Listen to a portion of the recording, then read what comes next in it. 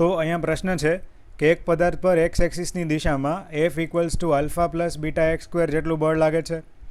આ બળની અસર હેઠળ પદાર્થ 1 મીટર જેટલું સ્થાનાંતર પામે છે અને આ દરમિયાન 5 જૂલ જેટલું કાર્ય થાય છે.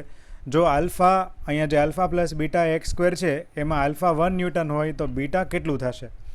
બળ તમને આપેલું છે F equals to alpha plus beta x square, એટલે કે બળ છે એ સ્થાન આધારિત છે, રાઈટ, વેરિયેબલ ફોર્સ છે. અહીંયા ફોર્સ છે એ કોન્સ્ટન્ટ નથી. જ્યારે કોન્સ્ટન્ટ ફોર્સ હોય ત્યારે work equals to f into D કરી દો તો કાર્ય મળી જાય, પરંતુ અહીંયા જે ફોર્સ છે એ વેરિયેબલ છે, એટલે પહેલાં તમારે સૂક્ષ્મ કાર્ય DW શોધવું પડે અને પછી એનું સંકલન કરવું પડે, કેમ કે હરેક બિંદુએ બળ બદલાતું જાય છે. તો પહેલાં બળનું સ્થાનાંતર, પહેલાં બળ ગુણ્યા સ્થાનાંતર, બીજું બળ ગુણ્યા સ્થાનાંતર, ત્રીજું બળ ગુણ્યા સ્થાનાંતર, આમ કરીને ટુકડાઓમાં તમારે કાર્ય શોધી અને પછીનું સંકલન કરવું પડે.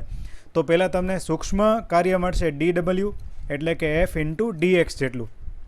ક્લિયર છે? આના પરથી તમને કુલ કાર્ય મળી જાય W equals to integration F dot DX. અહીંયા જે ઇન્ટિગ્રેશન છે એ ક્યાંથી ક્યાં સુધી કરવાનું? તો 1 મીટરનું સ્થાનાંતર પામે છે, એટલે કે સંકલન છે એ તમારે 0 થી લઈને 1 સુધી કરવાનું, 0 to 1 metre. So integration 0 to 1 metre F DX. એમાં એફની કિંમત મૂકી દો alpha plus beta x square DX. તો integration alpha plus beta x square DX. Alpha છે એ કોન્સ્ટન્ટ છે, બહાર નીકળી જશે, 1નું ઇન્ટિગ્રેશન x થાય, એટલે કે alpha x plus beta x સ્ક્વેરનું સંકલન 1 જેટલી ઘાત વધે અને વધેલી ઘાત નીચે આવી જાય છેદમાં. સો એક્સ સ્ક્વેરનું સંકલન થશે x³/3. સો ફાઇનલી ઇન્ટિગ્રેશન છે આપણી પાસે alpha x plus beta x³/3 0 થી 1 સુધી. તમે અપર લિમિટ 1 મૂકી દો તો મળે આલ્ફા પ્લસ બીટા/3, x ઇક્વલ્સ ટુ 1 મૂકો એટલે, અને એક્સની જગ્યાએ તમે 0 મૂકી દો તો આખો જવાબ છે એ 0 થઈ જાય.